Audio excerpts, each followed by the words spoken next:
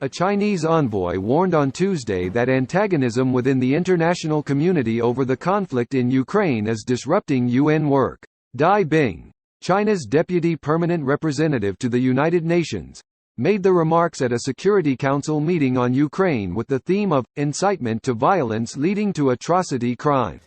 一段时间以来，围绕乌克兰冲突，国际社会充斥着对抗情绪，联合国各项工作受到严重干扰，安理会的权威和有效性遭到质疑。这样的政治氛围无助于乌克兰危机的妥善解决，还可能导致国际治理机制陷入失灵，将世界带向更大的分裂和动乱，不符合任何一方的利益。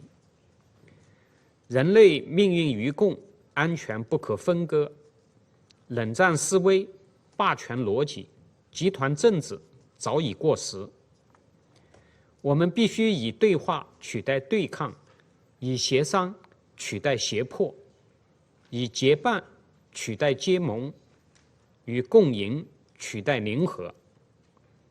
安理会尤其要肩负责任，管控分歧，做劝和促谈、斡旋调解的积极力量。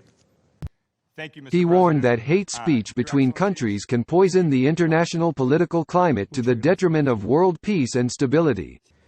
社交媒体绝不能成为散播仇恨、煽动暴力的无序空间。个别社交平台基于政治目的改变政策，允许针对一方的仇恨言论，这种做法非常危险。要加强对社交平台的政府监管，不能放任自流。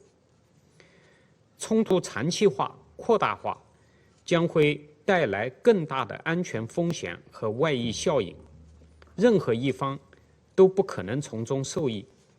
国际社会应当共同致力于降温灭火、维稳劝和，为当事方早日恢复谈判、实现停火止战创造条件。